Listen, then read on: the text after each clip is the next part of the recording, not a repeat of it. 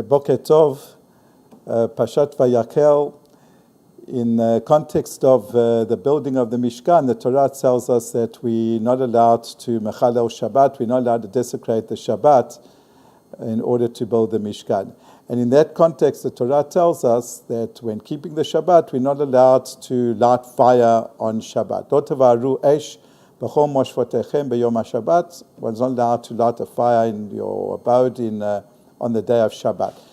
It's very interesting that this pasuk, which singles out lighting fire, which to the modern mind is in a way the symbol, the epitome of working, because fire represents fuel, energy.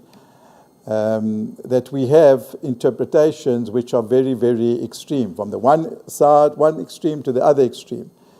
I shouldn't really call them two interpretations, because the one is really not interpretation at all. But the Karats, they took this pasuk, Lo tavaru esh b'chol moshvotechem b'yom HaShabbat, they took it absolutely literally. They didn't used to light fire in their homes on Shabbat. First of all, they were in darkness, and number two, because they interpret the Torah literally, so also they didn't have food which was hot. And you know that the Beit Yosef says that the minhag of us to have, the Sfaradim call it chamin, and the Ashkenazim call it cholent. That the reason for that, for this minhag, this way of cooking on Shabbat, is to demonstrate the falsehood of the interpretation of the Karats, who said that you can't use fire. So on Dafka, on Shabbat, what we do is we see to it that the next day that we do use fire and that we do have a hot meal. And that's why it's called, in the Sephardi jargon, in the Shulchan Aruch, it's called chamin. It has to be cham, not just like a cholent. Now, that's the one extreme. On the other extreme, what the Chachamim did, they didn't limit what it meant, like the Karats, but they expanded on this issur of Lo tavaru esh b'chol moshvotechem. And they said that the fire is referring, first of all, that we don't, it's referring to a fire of execution. In the times where there was execution carried out by the Sanhedrin, so one of the ways in which a person was executed was that they swallowed something, a piece of, like a very small piece of metal, which was hot. And that was called shreifah, it was called burning. So when it says you're not allowed to burn on Shabbat, it means you're not allowed to, the Beit Din is not allowed to execute on Shabbat. Shabbat is a time of harmony. We're not allowed to do any executions. We could have thought that, you know what, by executing, get rid of evil, that enhances the Shabbat. So the Torah says, no, you're not allowed to burn on Shabbat, even the burning of punishment. And then in the Mekubalim and the Shla, what he says that what we're referring to, what we expand the idea of fire is, we're referring to the fire of anger, the fire of rage. That on Shabbat we've got an obligation to be calm, to enjoy, to be relaxed, not to be angry.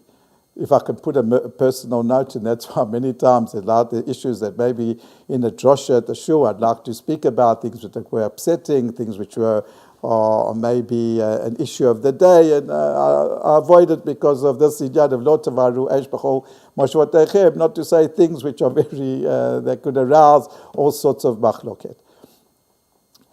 And I want to just add on that I think it was about 30, 40 years ago when the Prime Minister Netanyahu, when he was still in America, and he wrote a book about terrorism.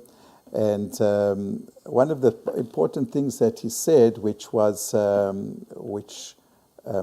got repercussions to what we're speaking about, or connected to what we're speaking about, is that he said that one of the motivations for terrorism is a sense of boredom. You can see even today that a lot of the people who joined ISIS, it's not dafka ideological, it's thugs, people who got nothing to do with their life, and they're violent. So then their outlet is one of terrorism. And this is what I think also is what the Torah is saying. On Shabbat, we don't go to work. we're not challenged, lichora. We're not, the interaction with the world as we know it is not there. We are more passive. And there is this danger that when we've got nothing to do, that's when our sense of criticism, our sense of anger, being sometimes frustrated, that comes to the fore. So therefore, on Shabbat it says, no, just remember, Lo tavaru eish b'chol moshvotechem. Have a good meal, be relaxed, don't be angry, and enjoy that part of the menuchat of Shabbat, the matana, the gift that HaKadosh Baruch Hu gave us.